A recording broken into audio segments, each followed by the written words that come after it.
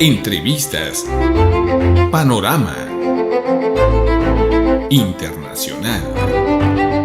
Tendencias. Opiniones. Creatividad. Historias. Experiencias. Todo esto y mucho más en Hispanas e Hispanos Chingones. ¡Iniciamos! Buenas tardes, ¿cómo están? Hoy es viernes, es un día muy especial porque es día de hispanas chingonas. Tenemos a dos hispanas chingonas, les da risa cuando digo lo de chingonas, pero en serio que son mujeres chingonas. Fíjense que hace un ratito tuve una plática con una amiga, tuvimos una reunión con un precandidato y como él es candidato independiente, les dijo, no, ustedes digan qué quieren ser y todo el mundo quiso ser candidata, ¿no?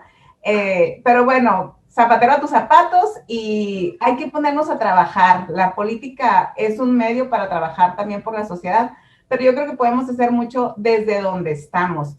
Y Luciana e Inés han hecho cosas espectaculares sin tener que estar en política. Y me parece que estoy honrada y maravillada por ese trabajo que realizan.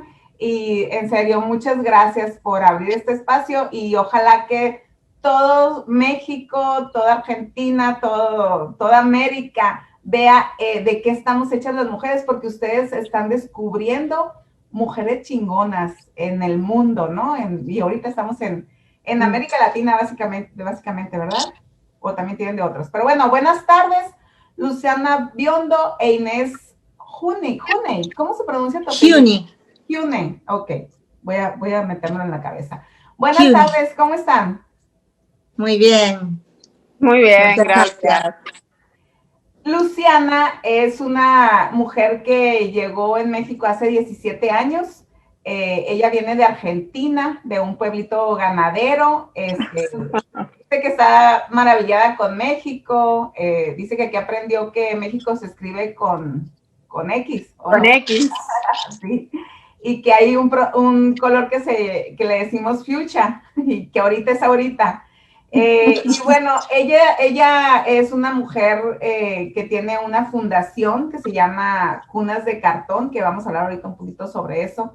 Okay. Y además de hacer muchas cosas, pero lo más importante que ella hace es ser mamá. Y mis respetos, cómo se organiza para cumplir con ese papel que ella quiere desarrollar al 100%, pero aparte ayudar a otras mujeres. Inés Juney, ¿dije bien? Ella es ilustradora argentina que también vive aquí en México. Ella dice que es mexicana por adopción desde hace 13 años. Disfruta mucho, pues yo creo que los colores y todo eso te atrajeron, ¿no? Para acá. Totalmente. Ella, pues siempre anda con un lápiz y una libreta, dice, y su cámara para captar las imágenes del momento. Y yo creo que México te ofrece maravillosos escenarios y sobre todo a la gente, ¿verdad? Que te puede inspirar para lograr cosas. Pues ellas están desarrollando un proyecto, bueno, ya lo hicieron. Ellas juntaron historias de mujeres, de mujeres chingonas, como les digo, que han sobrepasado de verdad que pruebas bien difíciles. Yo estuve en una reunión con ellas virtual y me casi lloraba de algunas de las historias que ahí comentaban, de gente que pudo vencer la amenaza del suicidio, de estar, después de haber haberse lanzado en paracaídas, quedar parapléjica. Entonces, bueno, tienen un cúmulo de experiencias. Pero antes de entrar en ese tema, queremos saber quién es Luciana, quién es Luciana Biondo. Platícanos, cómo fue tu infancia, los valores que te manejaron tus padres y cómo descubriste tu misión de vida. Hiciste trampa porque empezaba Inés. No, hola. Dijeron que Luciana, que no, Inés. No, es broma. Okay. Bueno, muchísimas gracias por tu introducción tan chingona. Y bueno, les cuento un poquito acerca de mi vida.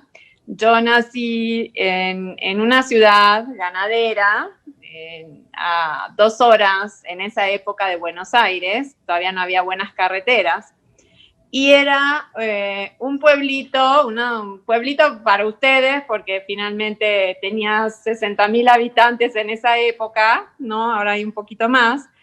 Para nosotros era una ciudad mediana dedicada al campo, a las vacas, a los cereales, y la verdad que yo lo odiaba. O sea, para mí lo máximo era ir a visitar a mis abuelos que vivían en Buenos Aires. En esa época, en mi pueblo no había cable, era solo la tele estatal, no había líneas de teléfono, era la verdad que bastante rudimentario sobrevivir los inviernos que eran terribles, pero no estar preparados.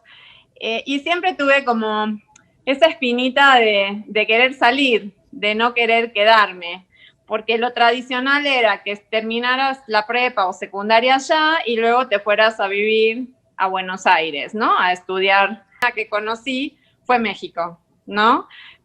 Tenía creo que 12 u 11 años cuando vine por primera vez.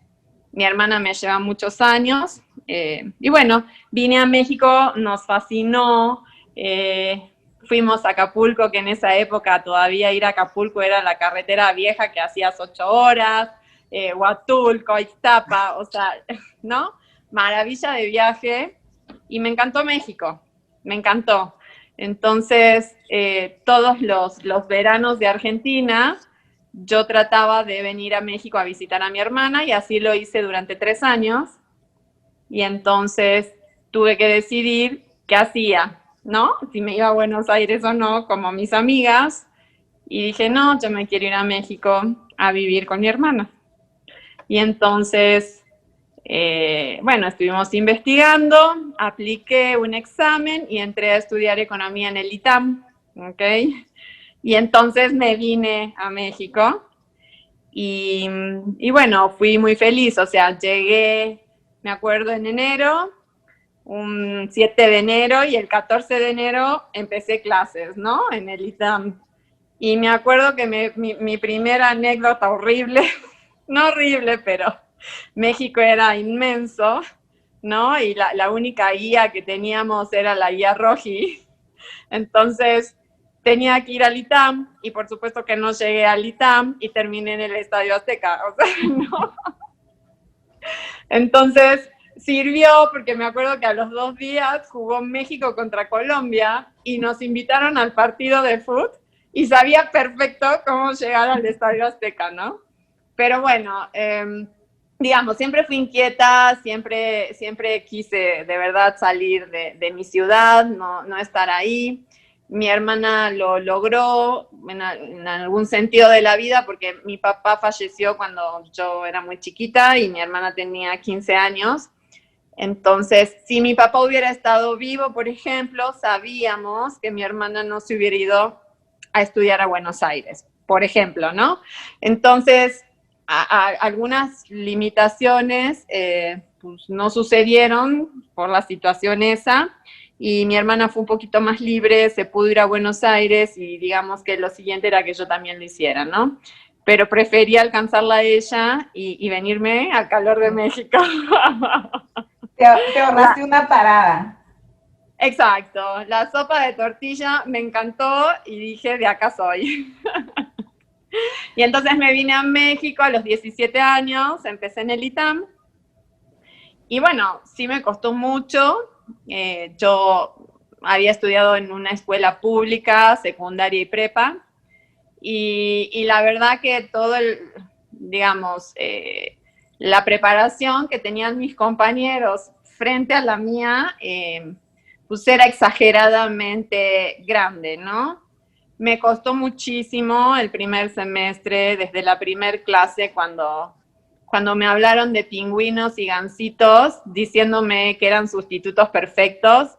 Yo la verdad que me imaginaba un pingüino y un gansito y decía, ay Dios mío, no entiendo, ¿no? Y ahí va Lucianita levantando la mano y preguntando qué eran los pingüinos y los gansitos, ¿no? Entonces, la burla de todos, la risa, o sea, que no sabía, no sé lo que es, vengo llegando, bueno, y así, 20.000 anécdotas, ¿no? Pero sí fue una experiencia, creo que muy importante en mi vida. No sé si hoy volvería a estudiar economía. De alguna forma empecé a estudiar historia en la UNAM también, ¿ok? En paralelo a economía. Ya en los últimos semestres de economía decidí estudiar historia en la UNAM, pero no pude concluir la carrera porque estudiaba 13 o 14 materias al día, ya era demasiado. Y entraba en el ITAM a las 7 de la mañana, salía a la 1 de la tarde, y luego en la UNAM de 4 de la tarde a 10 de la noche, ya era una situación, ¿no?, que me rebasaba. Pero siempre tuve esa faceta, ¿no?, que la parte histórica, la parte de entender un poquito el comportamiento de las personas, siempre me fascinó. Digo, en la economía te dedicas un poco a entender cómo reaccionan las personas frente a una demanda y oferta. Y leer siempre me fascinó, pero me gustaba mucho leer novela histórica, nada de ficción, ¿no? Entonces creo que de alguna forma pude combinar la experiencia que adquirí dentro de las economías, ¿no? O las ciencias exactas, digamos, y la parte que me llevé de la UNAM, que no dudo que algún día pueda terminar la carrera de historia de México, era en México. Y bueno, pero en el Inter se nos atravesó este libro con Inés y de lo que vamos a hablar más adelante. Entonces, nada, llevo en México 26 años, feliz de estar acá. Tengo todos mis hijos mexicanos y bueno, nada, es un poquito de mí, ¿no? La parte altruista siempre me ayudó, siempre me ayudó, me gustó ayudar. En la escuela siempre trataba de ayudar a mis compañeros que otros les hacían bullying. Yo era muy buena en los deportes, sobresalía un poco como alumna, entonces trataba de ayudar a esos compañeros que de alguna forma no existía la palabra bullying, pero que sabías que los hacían a un lado, ¿no? Y si teníamos que formar un equipo para jugar al quemado, o no, escogía yo siempre como los más débiles, ¿no? Para que saborearan el triunfo conmigo y que demostráramos que ganábamos, aunque nos costara más, ¿no? Eso me encantaba. Entonces, bueno, sí, siempre fue algo que traía en la sangre. Y yo creo que sí se trae en la sangre ya el tema de que te surja de manera espontánea salir a apoyar a las personas, ¿no? Y creo que en mí fue un don haberlo tenido. Y me encanta. Y siempre que puedo lo hago. Perdiste a tu papá a temprana edad, Sí. pero ¿qué valor te marcó de él? Mira, lo que pasa es que no me acuerdo de él, nada. O sea, apenas había sobrevivido un cassette en mi casa, que alguna vez de chiquita le terminé rompiendo la cinta. Muy poquitas fotos, ¿ok? Digo, esa es la realidad. Alguna que otra sensación o tratar de algún recuerdo quizás los tengo, pero muy, muy poquitos. Pero, o sea, digamos, la contraparte es que me marcó en una familia de 3 mujeres, ¿no? Entonces, con un poquito que cambiaron los roles, donde mi hermana de repente se transformó en mi papá, o sea, ¿no? Empezaron a cambiarse y darse otras situaciones. Pero bueno, finalmente fue una familia de 3 mujeres, en donde no hay una figura paterna como tal, lo cual podría algún psicólogo o alguien concluir, ¿no? Que hay un matriarcado muy pesado, ¿no? Digo, esa es la realidad un poquito. Y bueno, que eso es lo que yo soy un poco hoy también, es lo que aprendí de mi mamá y de mi hermana. A ser luchonas, a salir adelante. O sea, mi mamá no se quedó en la mejor situación económica, mi papá tuvo poquito tiempo, o sea, tuvo cáncer y en 9 meses falleció. Y mi mamá era una señora pues, que solo había estudiado hasta primaria, que se había casado a los 19, que no sabía hacer casi nada en la vida, que tenía su familia en Buenos Aires, pero regresar a Buenos Aires con mi abuelo era muy complicado para mi mamá y para nosotras, ¿no? aceptar un poco las reglas de él era un español, entonces, que había migrado a Buenos Aires, y entonces si era, ¿no? Como volver un poquito a estar en una situación de, pues sí, de autoridad, ¿no? De mucha autoridad, y mi mamá nunca quiso eso, entonces se las tuvo que arreglar como pudo. O sea, qué chingona tu mamá, pues, ¿no? Que... Muy chingona, y mi hermana también. Mi hermana doblemente más chingona que mi mamá. Lo saben que... ¿No? Que para mí mi hermana es así como el reflejo de lo que uno tiene que ser en la vida. Pero igual tu hermana viene también del mismo origen, pues, de tu mamá, entonces... Sí, seguro. Así es. Vamos por esa mamá de raíz que sí, mi mamá fue una mujer chingona, o sea, quedó viuda muy joven, pero bueno, lo tuvo que hacer, obviamente con la ayuda de nosotros también, que le tocó unas hijas buenas, ¿no? Estudiosas, que no la complicábamos con las tareas, ¿no? O sea, que la inquietud de mi hermana de querer seguir adelante, y luego yo copiarla, y bueno, ¿no? Llegamos a hacer lo que hoy podemos ser. Oye, Luciana, ¿y por qué te inclinaste a estudiar economía? Porque me obligó mi hermana. No hubo mucha elección, o sea, la verdad que yo hubiese preferido estudiar relaciones internacionales o ciencias políticas, pero digo, por ese mismo afán que yo tenía de salir, de explorar, de conocer el mundo, ¿no? Lo identificaba más con estas carreras, pero la verdad que mi hermana fue muy racional en ese sentido, y bueno, mi hermana sintió que siendo economista me iba a ir mejor que siendo politóloga o haber estudiado RI, ¿no? Fue un poquito en ese sentido. La verdad que me costó mucho estudiar economía en el ITAM, no es fácil, no es nada fácil. Y más que es una escuela muy tecnócrata, entonces muy abstracto todo. La verdad que sí me costaba entender, pero nunca pude dejar ni decir voy a abandonar. Digo, ya empecé, termino economía, ¿no? Porque no pensaba que iba a desperdiciar un año, un semestre, y eso tampoco me gustaba, ¿no? Pensar que por cambiar quizás me iba a recibir más grande, ¿no? Yo creo que soy de los alumnos que más, con edad más pequeña se recibieron, entré a los 17 y a los 21 ya me había recibido de economista. Entonces, bueno, lo hice, nunca ejercí como economista, como tal, economía pura, investigación, no. Por lo general mis trabajos fueron muchos en el sector público, lo mismo de haber estudiado en el ITAM, pero siempre más enfocados a temas de administración, de planeación, ¿ok?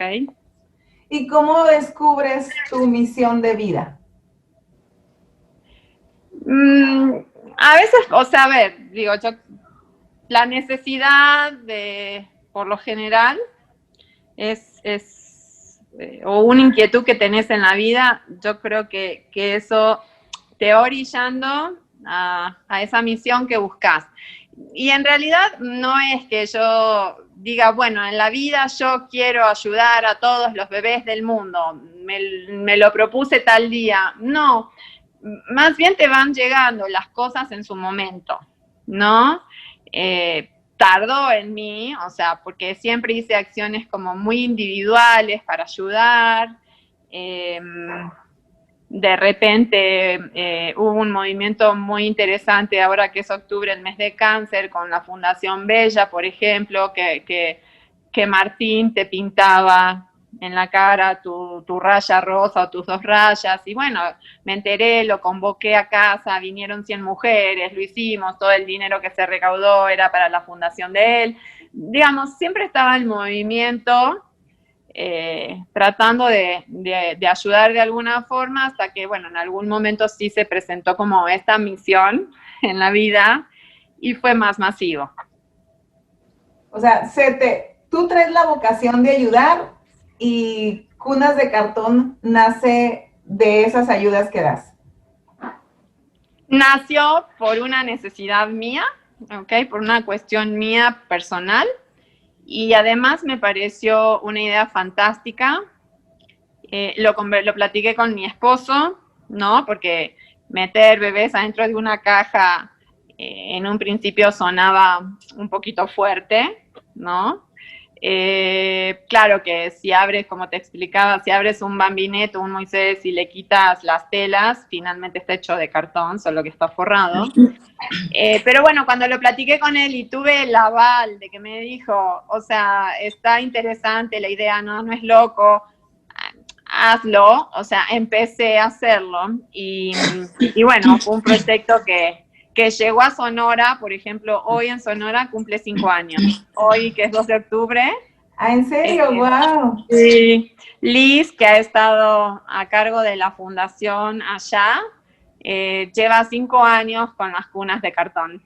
Hace 5 años estuve en Hermosillo. Ah, muy bien. Bueno, fíjate, estamos celebrando entonces. Celebramos.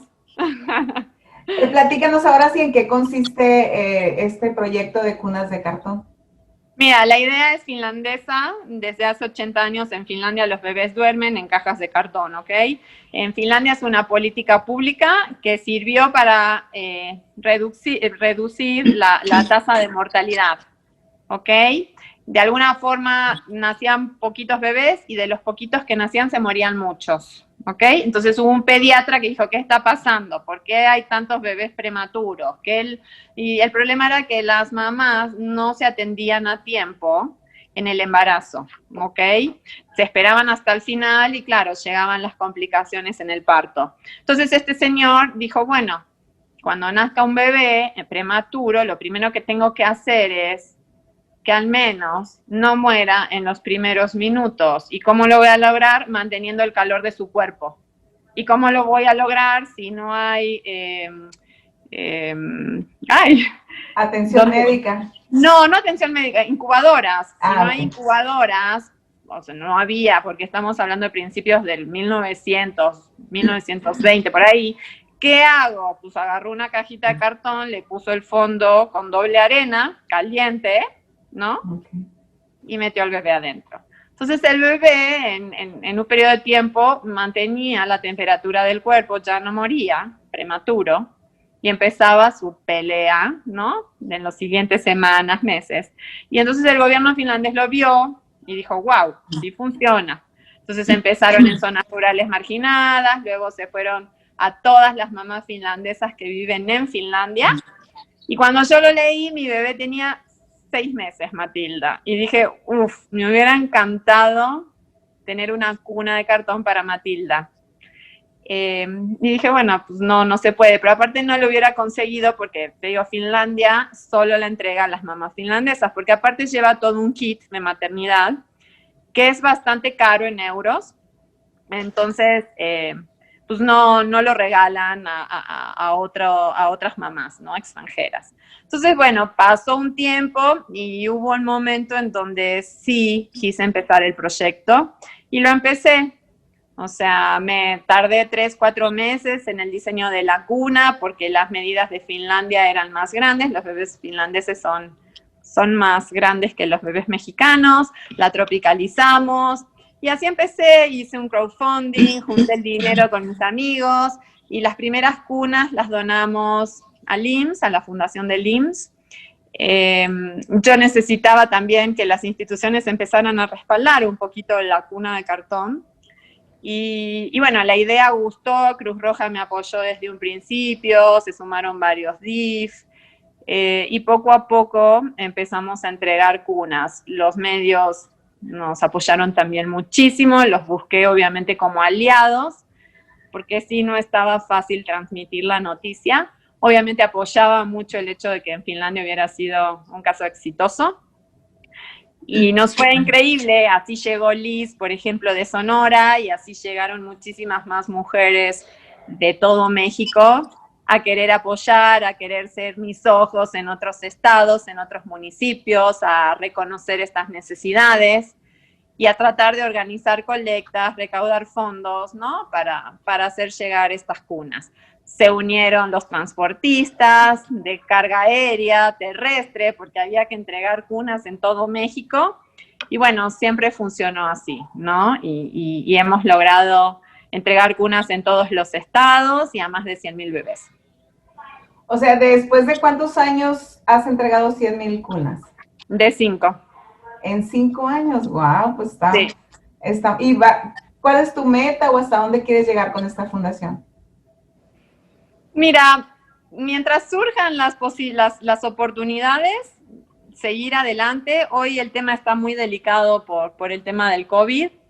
O sea, desde febrero, finales de febrero, cuando empecé a entender qué era lo que pasaba con el COVID, se fue parando también como medida, porque sí, digo, de alguna forma está comprobado que el virus sobrevive en el cartón de 1 a 4 días, no saben con ciencia cierta si es 1 o 4 días, pero para mí hoy no lo quiero ver como un vehículo de contagio, ¿no? Y menos en comunidades con carencias, imagínate, ¿no? Que duerme un bebito adentro, no sé, aparte, digamos, desde el origen hasta la entrega pasa por muchas manos, por muchos procesos. Me da terror, pánico, entonces, por el momento, no estoy entregando cunas. Tengo 2 o 3 proyectos detenidos.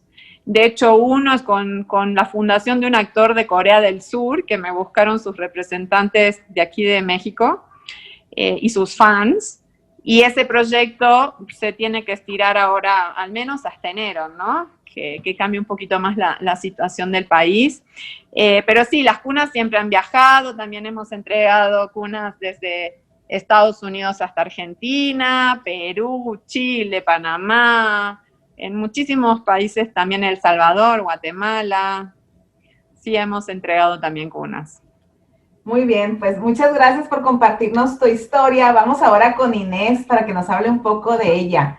¿De dónde viene tu apellido, Inés? Mi apellido en realidad es Hüniken, es alemán. Y Huni es un seudónimo que uso desde que empecé a dibujar.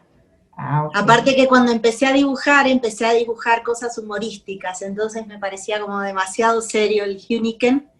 Y sí, es como más cortito y más fácil también de que la gente lo escriba, porque después tiene letras más complicadas.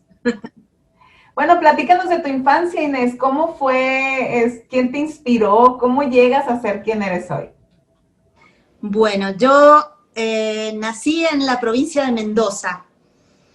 Y a diferencia de Luciana, que quería irse, yo quería quedarme en algún lugar quieta, porque soy la más chica de 3 hermanos, mis hermanos son más grandes que yo, y dentro de todo viajé menos, o me moví menos, me mudé menos que mis hermanos. Pero de todas formas yo nací en Mendoza, al poco tiempo me fui a Brasil por el trabajo de mi papá, luego viví en Córdoba, en Chaco, que son todas provincias del interior de Argentina. 2 veces viví en Córdoba, y más o menos a la edad de 11 años ya nos toca ir a Buenos Aires. Mis hermanos ya estaban casados, así que era mamá, papá y yo. Y ahí sí, me quedé quieta en Buenos Aires, hasta que me fui, hasta que me casé. Cuando me casé, me fui con mi marido, fuimos a Austin, Texas, por estudio. Volvimos a Argentina, tengo 2 hijas, y luego nos toca venir a México. Cuando yo iba a ir a vivir a Buenos Aires, y que era chica, era pequeña, lo que más me decían todos mis amigos o toda la gente era, ahora te vas a hacer porteñita y vas a hablar con la ye y a la lluvia, a la calle. Así que bueno, fue siempre como así, como de ley, no hacerme porteñita, ¿no? Como dicen, Dios está en todas partes, pero atiende en la capital, ¿no? Allá dicen atiende en Buenos Aires.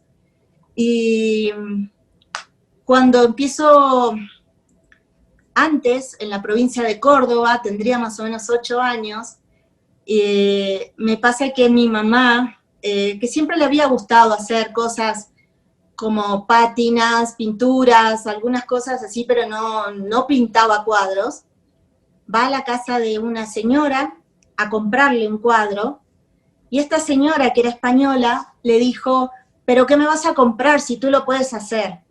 Y le enseñó a pintar. Entonces, cada vez que yo la acompañaba a mi mamá a la casa de esta señora Dolores, yo le decía, ay, Dolores, yo cuando sea grande quiero tener un taller así como el tuyo, lleno de frasquitos, de colores, de pinceles y todas esas cosas. Y como que ya desde esa etapa yo ya sabía que quería estudiar arte. Cuando llegó el momento de estudiar arte, por desgracia, recién cuando uno termina la escuela secundaria, porque yo hubiera empezado desde antes,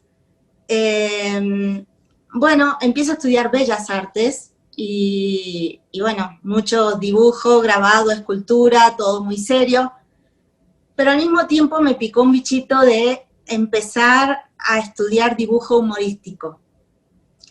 Cuando averiguo, doy con una escuela de dibujo humorístico que se llamaba la Escuela de Garaycochea. Garaycochea era un dibujante, un humorista muy reconocido de tiras cómicas en Argentina, y de la generación de muchos otros que también eran muy conocidos.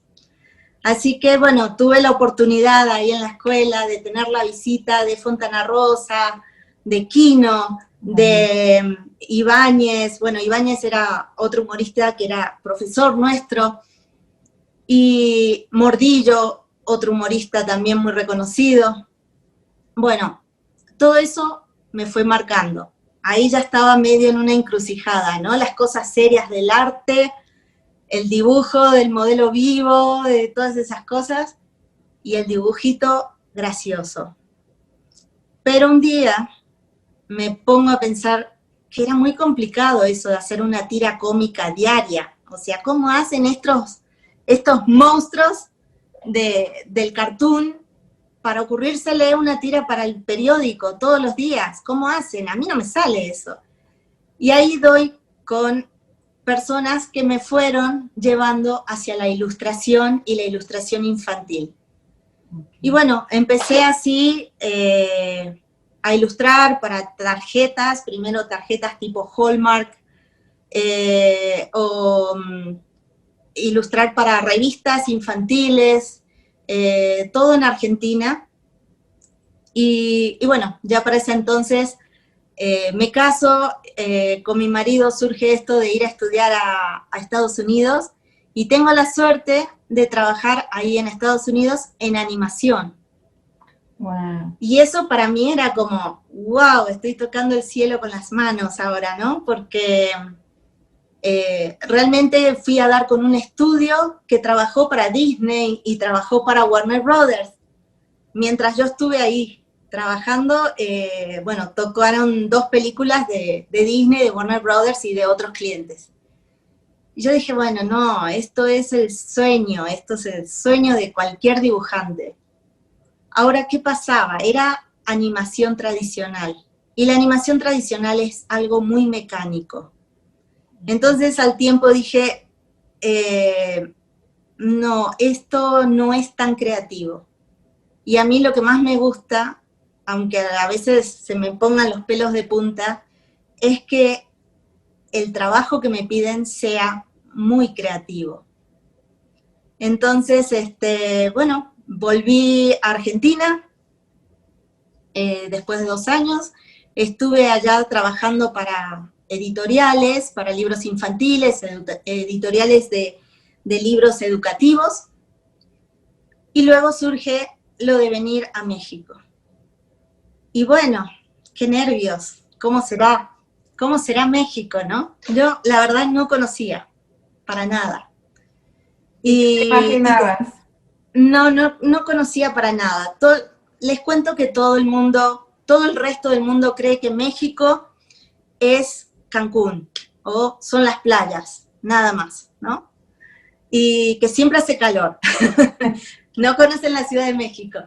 Y bueno, y entonces le comento a una amiga que en ese entonces hacía coaching, y mi amiga me dice, necesitaba que yo le ayudara como con una certificación final, y bueno, la conclusión de ese coaching que me hizo fue, vas a ponerle colores nuevos a tu paleta. Y esa fue la frase que me acompañó todos estos años en cada presentación del libro, en cada vez que me preguntaban algo, o cada currículum o semblanza que tenía que poner en alguna presentación o en algún libro, siempre decía eso. Y siempre terminaba diciendo, bueno, y hace 10 años que le pongo colores mexicanos a mi paleta. Ahora ya dentro de unos meses van a ser 15 años que le pongo colores mexicanos. Y la verdad es que México me encantó. Vinimos con una familia de 2 niñas y ahora son 3. Tuve a la mexicanita, que ya es grandecita, ya va a cumplir 12, y feliz. Estamos felices en México. Es un país que me maravilla a cada rato. Antes te comenté que yo quería quedarme quieta con mi familia, no mudarme tanto, pero en realidad me encanta conocer gente, culturas, me encanta, tengo cierta inclinación por las expresiones idiomáticas, ¿no? ¿De dónde viene ese dicho? ¿De dónde viene? Oh, qué gracioso, pero quiero que me expliquen por qué. Siempre digo que hablo muchos idiomas, porque bueno, hablo el idioma de mis papás, los modismos del interior, del español o el castellano que se habla en Argentina, y todas las variantes que hay aquí en México, más toda la gente que México me fue poniendo en el camino, porque la verdad es que conocí a muchísima gente, muchos de paso, pero que los conocí aquí en México. Oye, Inés, entonces tu mamá es la que te desarrolló la vena artística de alguna manera, que ya la traías, ¿no? Casi siempre la gente concluye eso, y yo le digo, no sé si tan así, porque yo me acuerdo que yo la veía a mi mamá en una mesa, borrando y volviendo a dibujar, borrando y volviendo a dibujar, pero sí tenían esa inclinación por el arte, mis padres, por la música, muchísimo. En algún momento tuve así como con dudas de, bueno, ¿estudiaré música o estudiaré artes plásticas? La verdad es que sí, mi mamá tenía una inclinación de ver cosas lindas, de trabajar con pátinas, con diferentes tipos de manualidades. En una época hizo cerámica y yo me acuerdo que la acompañaba al taller de cerámica. Sí, todas esas cosas se absorben. ¿Y de tu papá qué recuerdas que te marcó y que ahora desarrollas esos valores? Uy, bueno, mi papá también falleció hace 6 años, y lo que más caracterizaba a mi papá era el ser sociable, el tratar de unir a la familia, tratar siempre de estar organizando encuentros, y bueno, fue un tipo muy familiero, y una cosa que también me inculcó mucho es el gusto por los aviones y por los viajes. ¿Cómo fue eso? ¿Por los aviones en sí, el aparato, o por andar volando? Tengo cierta debilidad así por los aviones porque él, su trabajo era en Fuerza Aérea. Él no era piloto, pero él trabajaba en Fuerza Aérea. Y bueno, con mi mamá nos subíamos a un avión cada vez que podíamos para ir a visitar la familia en el interior, o para acompañarlos y conocer algún lugar donde sí nos podíamos colar quizás para ir de visita, ¿no? Pero Otra cosa que me inculcaron mucho mis padres, y mi papá en especial, fue el gusto por la naturaleza. No sé, la verdad es que como que lo absorbí desde pequeña, pero yo muchas veces te sé el nombre de los árboles, de las plantas, cómo se pone esto, cómo se poda aquello y esas cosas, y el gusto por el campo, la montaña, todas esas cosas. Muy Sí. bien, tú que tuviste la oportunidad de estar en diferentes países, Estados Unidos, Brasil, dijiste. Dije Brasil. Brasil, Argentina, México. ¿Somos mexicanos chingones, sí o no? Bueno, mira, yo creo que todos tienen su parte chingona. Cada cultura tiene su parte chingona. Y México, la verdad es que tiene muchísimo valor en su gente, en su cultura, en todo lo que puedes absorber de este país, porque la verdad no son solamente los colores, es toda la identidad mexicana. A mí ya me tocó antes trabajar en coautoría en un libro que es de un xoloescuintle. Ok. Y siendo un libro infantil, el perrito le terminaba explicando a todos por qué él era lo que es y que tu identidad es todo lo que llevas atrás. Tu identidad no es tu apariencia, tu identidad no es sí, tú eres así o asá, entonces eres argentina, tú eres así asá, o entonces eres mexicana. No, tu identidad es todo lo que has vivido. Y la verdad es que conocer otras culturas te abre muchísimo la cabeza, te da mucha apertura mental. Así es. Y no me quiero imaginar, bueno, los mexicanos y los hispanos somos muy creativos, pero no me quiero imaginar cómo trabaja el cerebro de los humoristas, como tú dices, que pueden plasmar una realidad, a veces una crítica ácida, pero aderezada con humor. O sea, qué mentes tan geniales, ¿verdad? Totalmente. Bueno, mira, hace 2 días que estoy melancólica y triste porque falleció Quino.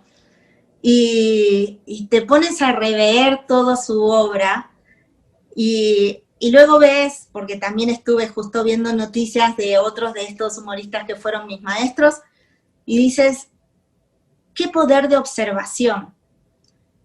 Es impresionante el poder de observación que hay que desarrollar para eso. Porque no solamente es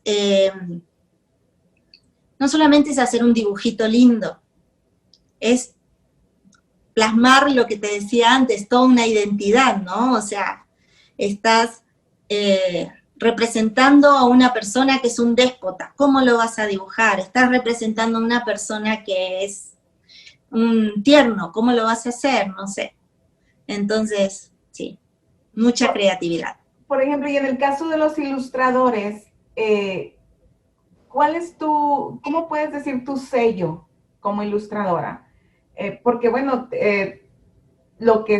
yo por lo menos cuando veo pinturas, cuando veo arte, es la sensación que te da, pues, ¿no? O sea, ¿qué me quiere decir ese artista? O sea, ¿qué siento? A lo mejor ni siento lo que él quería, ¿verdad?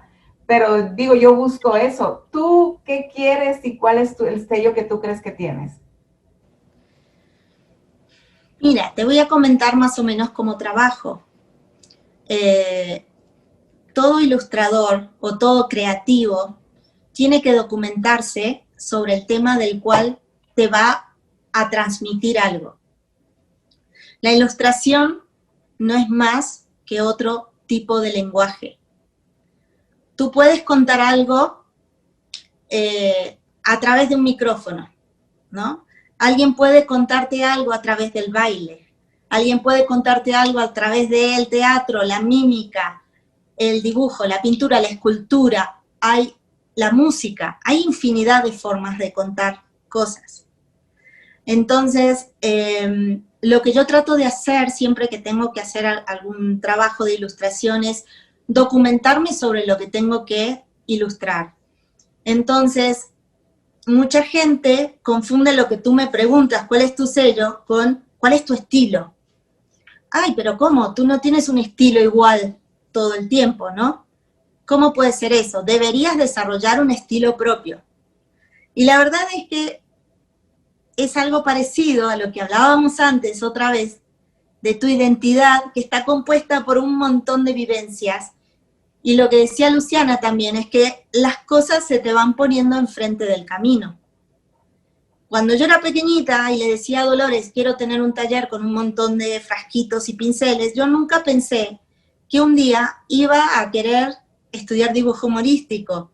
Cuando estaba haciendo dibujo humorístico, nunca pensé que me iba a dedicar a la ilustración o que en algún momento, por una providencia o algo así, terminaría en un estudio de animación. Y la verdad es que también uno se va dando cuenta qué cosas le gustan y qué cosas no. Es como el camino que hace cualquier persona que busca su vocación. Mi vocación, así te diría por completo, es ser creativa, transmitir algo a través de algo creativo. Y se fue dando, se fue dando.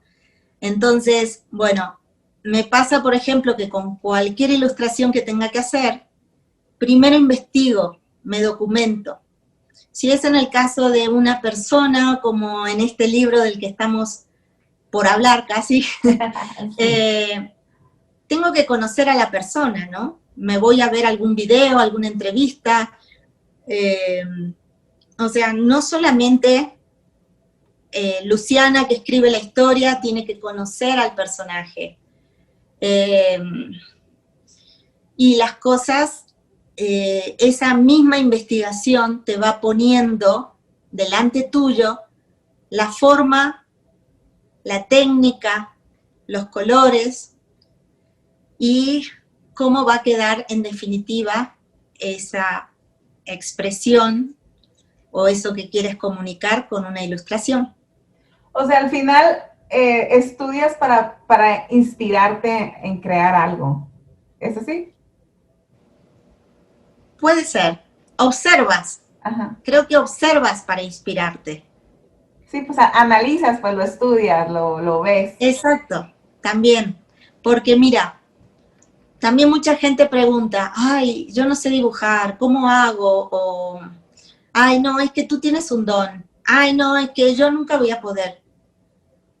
O ¿podrá fulanito que tiene tal edad empezar un taller de arte? Le digo, no es cuestión de edades, es cuestión del entusiasmo y el interés que las personas le pongan a eso que quieren aprender o eso que quieren hacer. Ay, ¿cómo se aprende a dibujar? Observando. Observando.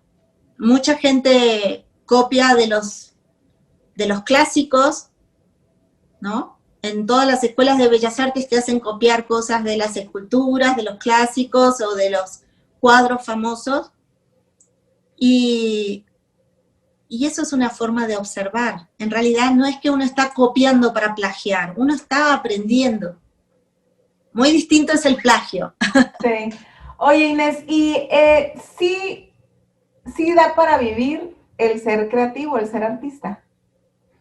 Sí, yo creo que es como toda profesión. Y me ha tocado muchas veces decirle a sobrinos o a hijas, amigos de mis hijas, no importa lo que elijas para estudiar, lo importante es que realmente te guste y que realmente le pongas pasión a lo que vas a estudiar.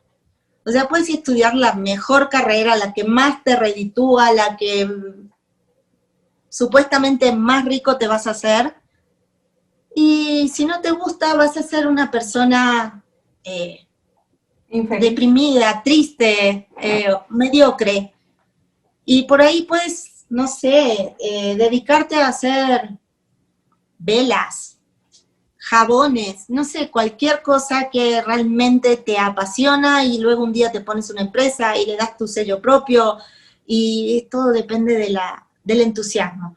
Por supuesto que no voy a ser te voy a ser sincera, hay veces donde el mercado o el trabajo es muy esporádico, el mercado está difícil,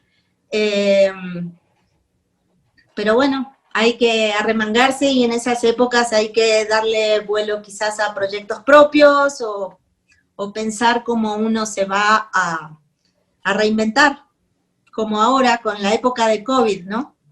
Así es. Muy bien, y ahora platíquenme, ¿cómo es que se encuentran ustedes para hacer este libro maravilloso de Mujeres Chidas? Bueno, te empiezo contando yo, así después Luciana amplía. Ajá. Un día me llama Luciana. ¿Ya se conocían ustedes? Ya nos conocíamos, pero no nos conocíamos demasiado, o sea, nos conocíamos porque, bueno, se arma una comunidad aquí de extranjeros y nos ayudamos y hay chats, y entonces, bueno, surge eso de fulanita vende esto o esta persona hace aquello, bueno, nos conocíamos por ahí por los comentarios, yo conocía su trabajo con las cunas de cartón, y bueno, un día me llama Luciana y me dice, ¿podemos hablar? Primero me manda un mensaje de WhatsApp y me dice, ¿podemos hablar? Y yo dije, qué raro, ¿qué será, no? Y cuando me empezó a contar el proyecto que quería hacer, en ese entonces todavía no me había hablado de un nombre, que es el libro Historias de Mexicanas Chidas para Niñas Chidísimas. Me dice, tengo ganas de escribir esto, y bueno, no sé si te entusiasma y si te gustaría ilustrarlo. Yo le digo, me entusiasma tanto que quiero ir 50-50 a coautoras, ¿no? Porque la verdad es que, bueno, en ese tema de documentación, que lo tiene que hacer tanto ella como yo, a veces hay que investigar mucho, y la verdad es que, bueno, hay que encontrarlas, a uno se le puede ocurrir una lista. Luciana de entrada tenía cerca de más de 100 chidas pensadas, y ya tenía pensadas también los de Argentina y los chidos y todo, pero además de las conversaciones se le fue dando forma a esto. Y bueno, una de las premisas fue que fuera actual, que no fueran historias ya muy conocidas. Admiramos a todas esas chidas anteriores, pero ya están en otros libros, que no fueran historias también así como muy allá arriba de un pedestal, ¿no? O sea, son historias que van desde la persona que uno no se explica cómo puede ser tan chingona, cómo puede ser tan chida con todo lo que le pasó, con todos los obstáculos que tuvo en su vida, a personas que uno dice, bueno, es una ama de casa, ¿qué tiene de chida? No, todas son chidas, y creo que no hay unas más o unas menos. Así que bueno, hablamos todo el día ese día del proyecto, y al día siguiente seguimos hablando, y bueno. ¿Y hace cuánto tiempo de eso? Fue hace poco, fue justo antes de que empezara la pandemia. Yo creo que debería ir a ver al chat cuando fue el día que me habló, pero habrá sido en febrero, fines de febrero, más o menos. O sea, ya Luciana tenía algo, ya habías hecho entrevistas, Luciana, sobre este tema. Mira, en realidad, la inquietud mía de escribir la tengo desde los 25 años, más o menos, ¿ok?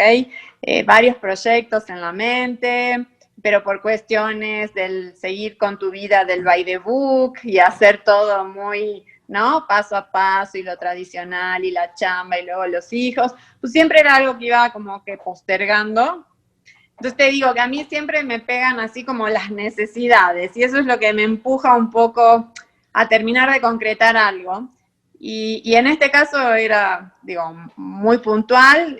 tema de mi chiquito con su diabetes, cómo íbamos a hacer para salir adelante. Yo no tenía idea de lo que era diabetes, y él era muy deportista, y cómo hacían otros deportistas, y él se tenía que subir al brincolín y medirse, a la moto y medirse, ¿no? La glucosa, era, no sé, yo veía un panorama muy, muy difícil, que no sabía cómo encararlo, y entonces sí empecé a buscar historias, de googlear, ¿no? Diabetes, triatlonista o maratonista o actor, futbolista, y sí, poco a poco iban saliendo personajes, nombres, les contaba yo un poco a ellos, les leía desde internet, pero no terminaba de ser del todo atractivo para que mi hijo, que en ese momento Bastián tenía entre 7 y 8 años, se terminara de conectar, ¿no? Con esa historia.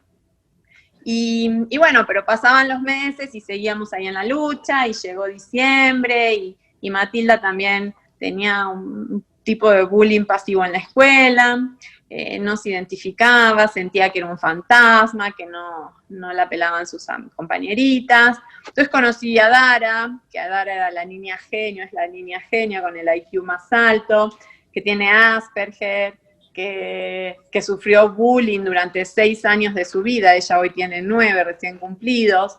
Y bueno, también soy presidenta de la asociación de papás de la escuela donde estudian mis hijos, entonces propuse que hiciéramos un panel con Adara para que nos contara sobre el bullying, ¿no?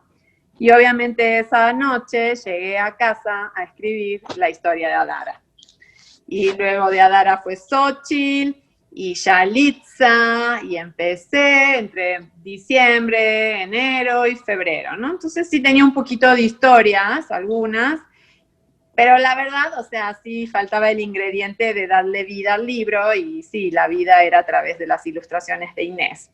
Entonces, cuando hablo con Inés, o sea, Inés conocía a mis cunas y yo conocí a Inés por sus trabajos, obviamente, de ilustradora.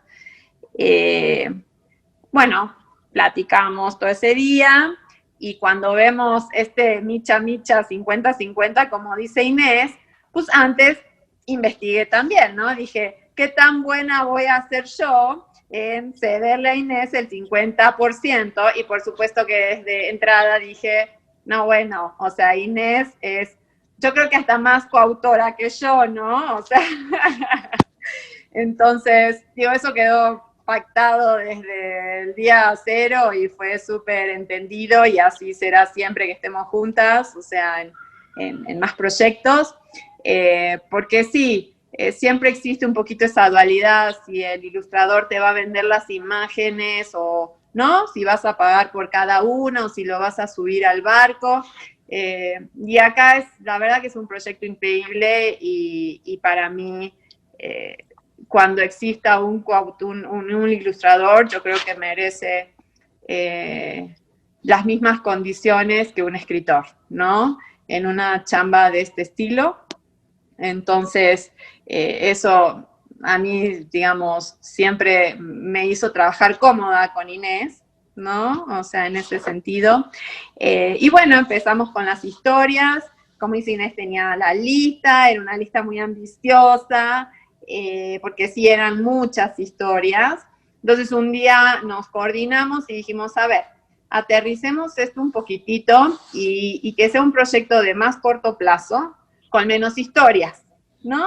Entonces hicimos como un subgrupo, una selección de las primeras 50 historias chidas, en principio, y arrancamos, ¿no? Y sí, fue a finales de febrero que la primera ilustración de Ine fue Yalitza, espectacular, me enamoré, y dije, bueno, así van a ser todas, y empezamos, ¿no? Inés también ha aportado chidas, de repente, mira, me enteré esta, ¿qué te parece? Y platicamos, investigamos, ¿no? Puras casualidades, es increíble lo chiquito que es el mundo, ¿no? Sí, pero también. Uno busca y encuentra.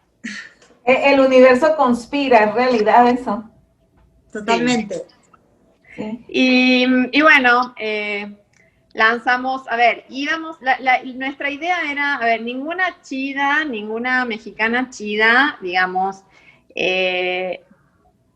tuvimos que pagar por su historia. No existió eso en el pensamiento de ninguna niña, ni adolescente, ni mujer. Todas de alguna forma se sintieron honradas de pertenecer a un libro, ¿no? Finalmente, yo creo que para cualquier persona estar en un libro tiene, ¿cierto?, un valor muy importante en su vida. Y bueno, pero también era esa parte social y de querer ayudar, que nos gana, Inés y a mí, ¿no?, en todo sentido, y decir, bueno, pero a ver, muchas de ustedes sí están en problemas hoy con el COVID, muchos proyectos quizás están estacionados, ¿no? Más adelante hay que reactivarlos, o simplemente a Dara, por ejemplo, que tiene 9 años y tiene una invitación para hacer un doctorado o un postdoctorado en Arizona, necesita aprender a hablar inglés y necesita su beca o su dinero para poder pagar el doctorado, o sea, ¿no? Son cuestiones de vida también. Oye, Luciana, pero los gobiernos donde viven esas mujeres, estas mexicanas chidas, no les han ayudado. O sea, es que me parece increíble. Llámalo al político anterior que estuviste y pregúntale.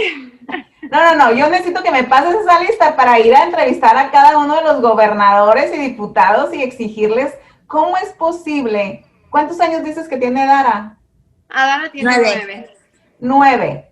Y Arizona le está ofreciendo un doctorado, maestría. No, doctorado. Un doctorado a una niña de 9 años. Y el gobierno de México no le ayuda a saber inglés. Son fregaderas, por no decir más creo, ¿eh? O sea. Bueno, por ejemplo, Vivi, que es la campeona mundial de gimnasia olímpica con síndrome de Down. Vivi es la primera campeona del mundo porque los primeros juegos con síndrome de Down, con niños con síndrome de Down fueron creo que en el 2015. Vivi tuvo que hacer en Coatzacoalcos, tuvo que salir a botear, ¿no? Para que sus amigos, conocidos, ayudaran a recaudar dinero para que Vivi pudiera ir a defender a México, ¿no? Oye, ¿y Lorena? ¿Y Lorena? Bueno, Lorena. Lorena es súper conocida. Lorena, la corredora Rarámuri. Ajá. Y ellos para ir que a la han usado para campañas y no cobra. Habrá cobrado en algún momento, pero cuando ella tiene que ir a cada una de las carreras, muchas veces se lo pagan ellos, la familia. No es justo, pues. Y tenemos a una corredora, por ejemplo, que es de aquí de Sonora, Ana Gabriela Guevara, que debe de saber las condiciones que se necesitan para hacer ese tipo de cosas. ¿Cómo es posible que no volteen a ver a mexicanas chidas o mexicanas chingonas, como digo yo, ¿no? Que ya sabía que antes pensaron por ahí el nombre de chingonas, porque son chingonas todas estas mujeres, así como ustedes, ¿no? Lo que pasa que yo creo que sí hay un momento en donde se pierde como ese ímpetu por querer ayudar, la gente se aburre muy enseguida de un proyecto, digo, esa es la realidad, ¿no? Y sostenerlo, es lo más difícil, porque puede ser el estrellato en ese momento, que todos los medios se enfoquen en ti en ese momento, muy repetitivo, en una secuencia de tiempo muy cortito, ¿no? Y pasan los meses y pues la gente ya se olvidó, no tuviste los medios como para seguir avanzando. Muchas de estas niñas son Premio Nacional de la Juventud, o sea, a ver, sí han llegado a ciertos niveles con instituciones del gobierno, sin embargo, no existen todavía esos canales directos. Exacto. Vivi creo que recién ahora sí está empezando a tener cierta clase de apoyo. Por ejemplo, Tania, que Tania es la primera mujer indígena en haber obtenido la beca Fulbright y haber estudiado también la maestría en la Universidad de Arizona y un doctorado en Holanda, y es la primera en tener el título de maestra y de doctora. Creo que en el momento donde ella empieza a estudiar la maestría, CONACYT abre recién un programa para estudiantes indígenas. Y estamos hablando de hace pocos años relativamente, ¿no?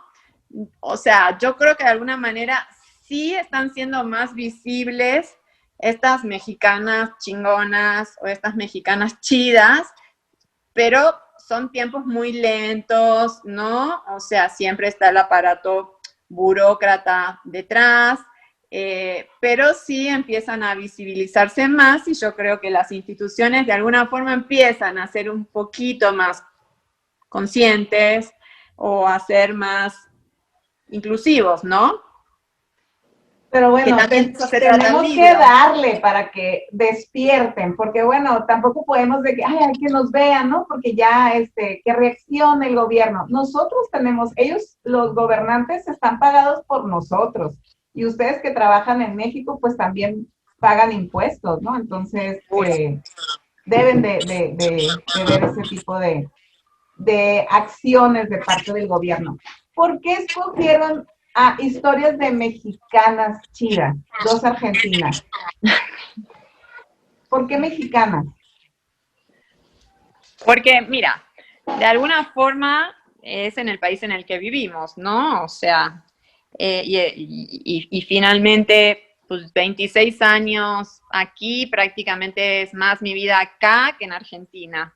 De alguna forma me siento con esa capacidad de poder hablar de mexicanas chidas porque me siento como mexicana, ¿no? Me siento una mexicana. Entonces, también se trata, y coincidimos con Inés mucho en este sentido, de retribuir de alguna forma, ¿no? De estar agradecidas con un país en el que nos cobijó, que las cosas nos resultaron dentro de todo más fáciles, ¿no? Que pudimos desarrollarnos, que también nos recibió con los brazos abiertos, ¿no? Porque esa también es otro tema, que cuando alguien viaja a un nuevo país y tiene que vivir en un nuevo país, también se puede encontrar con sociedades negadas a aceptar gente de afuera, ¿no? Y sabemos cómo es México, cómo es el mexicano. Entonces, con Inés también coincidíamos un poquito en ese sentido de necesidad de retribuir. Y hacerlo de esta forma para nosotras, pues era un canal muy importante para hacerlas conocidas a ellas, ¿no? Y ayudarlas. Entonces, la publicación del libro, ¿cuándo la tendremos? Inés. Creo que en un mes. Ok, Sí. En un mes. Vamos y los recursos que se obtengan con la venta de este libro. Un porcentaje de la venta de los libros se va a destinar a proyectos de ellas, ¿ok?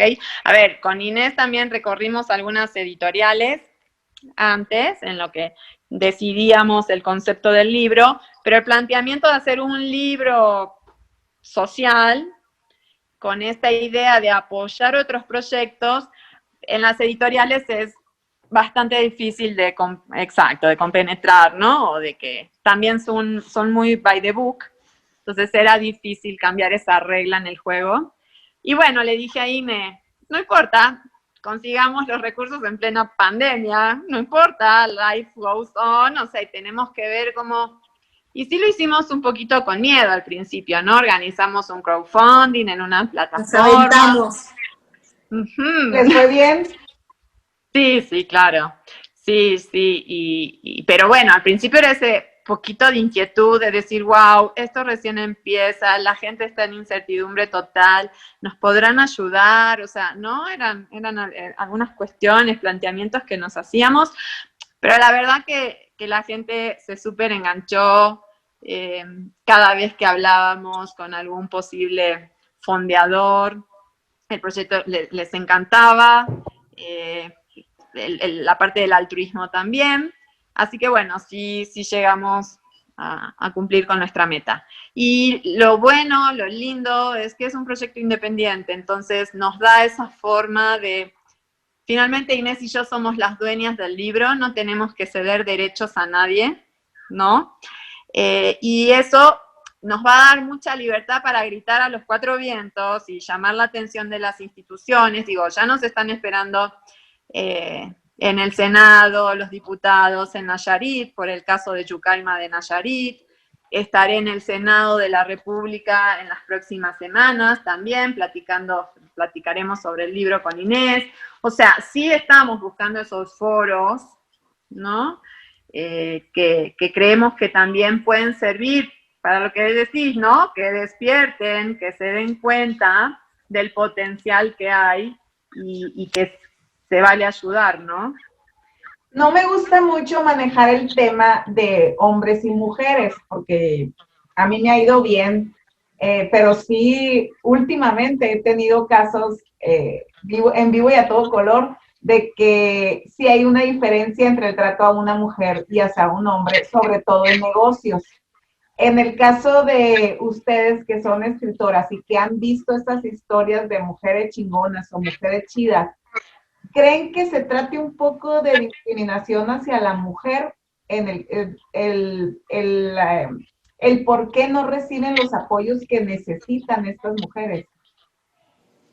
Bueno, mira, hay de todo, pero la verdad es que este es un libro de inclusión. ¿Por qué de inclusión? Porque tenemos casos de personas que han tenido que saltar obstáculos de todo tipo, desde el bullying hasta una capacidad diferente o una discapacidad, hasta el simple hecho de ser indígena o de ser mujer o de ser de pueblo o de que no esté la sociedad preparada todavía para que a una mujer se le ocurra eso, ¿no? Y pasa mucho, pasa muchísimo. Pero bueno, nuestra intención, por sobre todas las cosas, es que este libro inspire. Y entonces estamos hablando de mucha gente que por ahí no recibe el apoyo del gobierno para ir a competir o para estudiar o para lo que necesite. Pero lo que tienen en común todas estas chidas es que ninguna bajó los brazos. Todas siguieron a todo vapor hasta alcanzar lo que querían alcanzar o salir adelante o salir a flote con una familia o ellas individualmente, pero en casi todos los casos han tenido que superar obstáculos. Entonces nosotros queremos que quede claro que este libro inspire. Yo me imagino, y no me importa si es una persona de México, si es una niña de Oaxaca, si es una señora que vive en Polanco, o si es un niño o un señor. La verdad es que nuestra idea es que se conozcan estas historias y que sigan inspirando. Porque muchas veces bajamos los brazos muy rápido, o nos dejamos llevar por una depresión o por una barrera que se nos interpuso en lo que queríamos conseguir, y entonces ahí es cuando uno dice, ¿de qué me quejo yo si hay una persona que no sé, que se peina todos los días y no tiene brazos, y lo hace con sus pies? O donde hay una niña de Chiapas que construye un calentador solar para ayudar a toda su comunidad. Entonces, ¿de qué nos quejamos?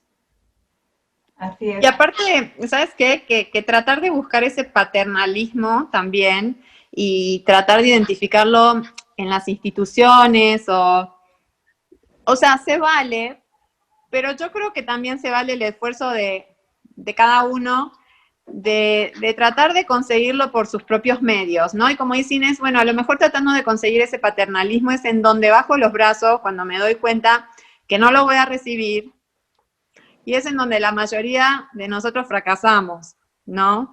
Entonces, yo creo que también hay que hacer un lado esa sensación de que me lo tienen que dar todo, y yo creo que también se vale que salgamos adelante por nuestros propios medios. Yo creo que es mucho más meritorio también, y definitivamente es en el momento en donde yo más voy a defender lo que quiero hacer en la vida.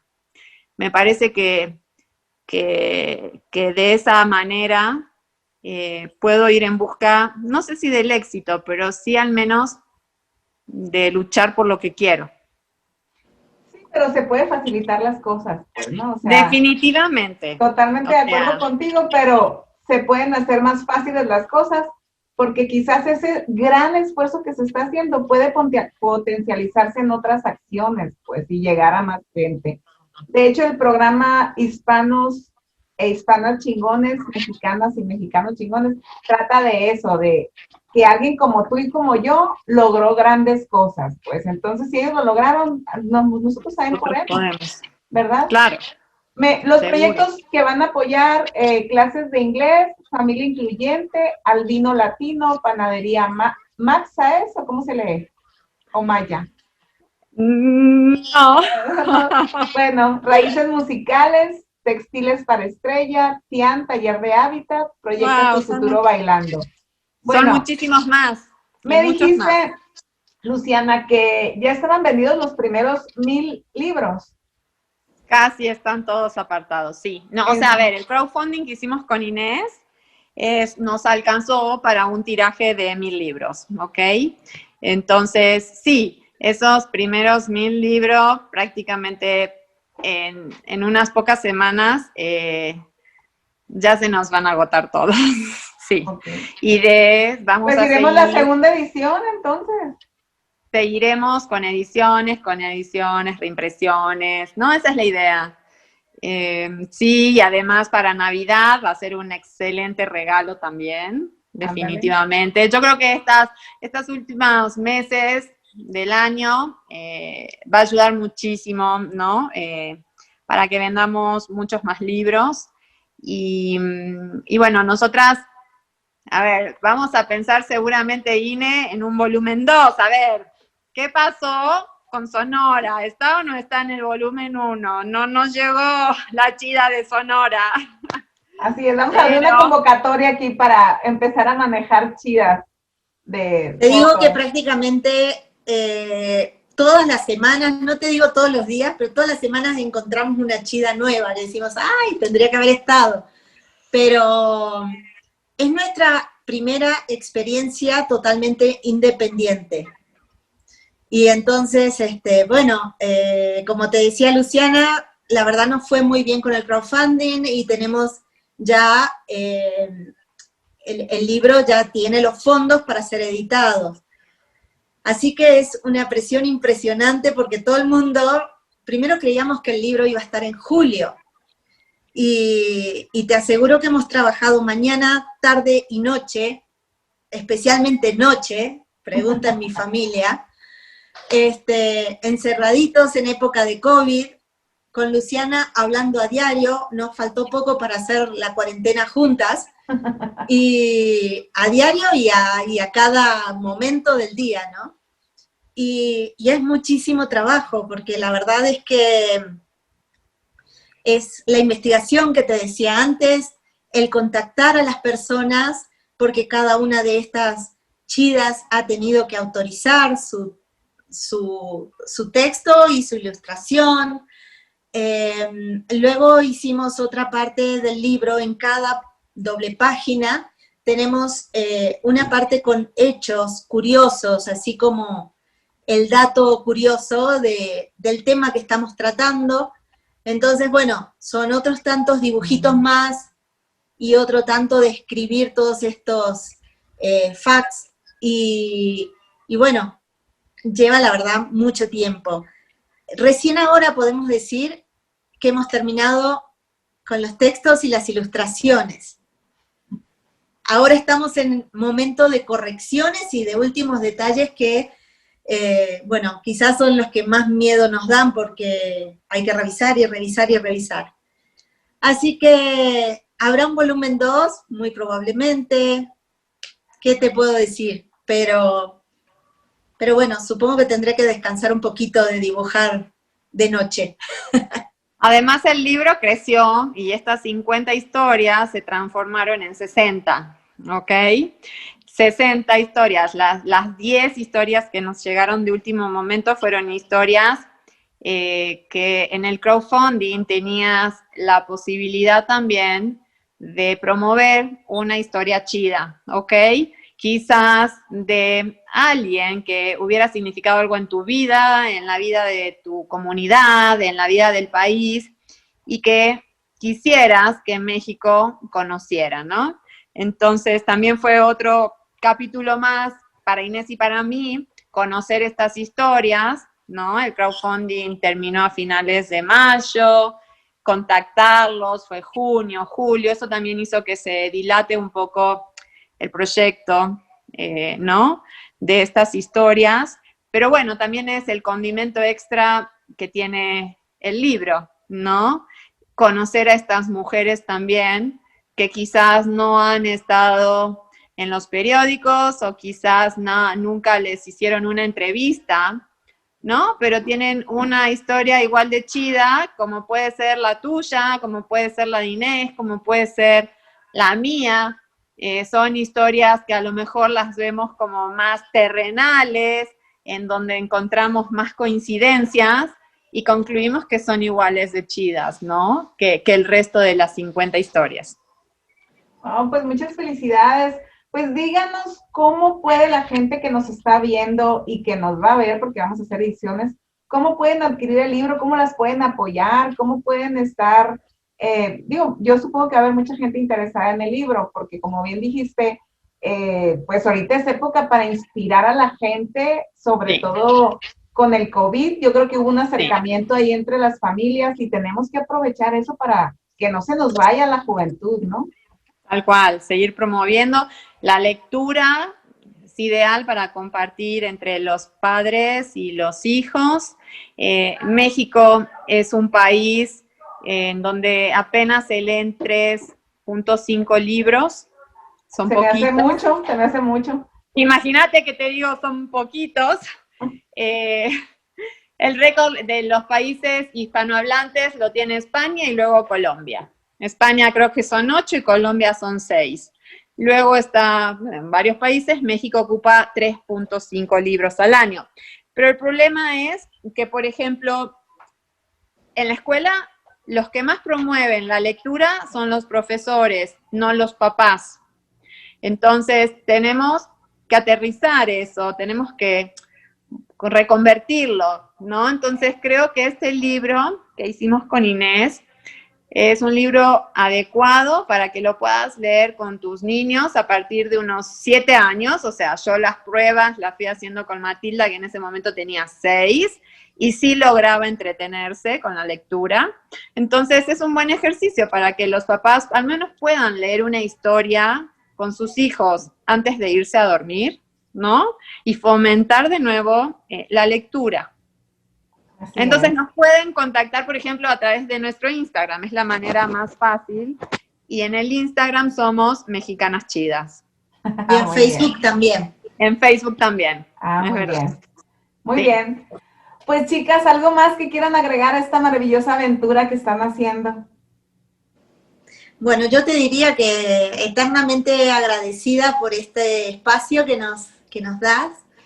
Y qué bueno que se animen a curiosear este libro. Pueden empezar por echarle un vistazo a nuestra página de Instagram, donde tenemos un plus que es la propia palabra de estas chidas que nos han ido mandando videos. Y bueno, a través de ese contacto pueden ir encargando su libro.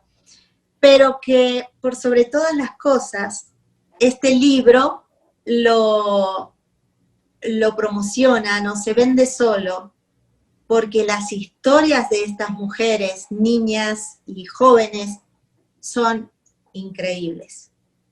Ya me acabo de hacer su seguidora, ¿eh? Muy bien. Mira, en el libro tenemos una rescatista que es Topo, que empezó después del último terremoto, descubrió ahí su vocación.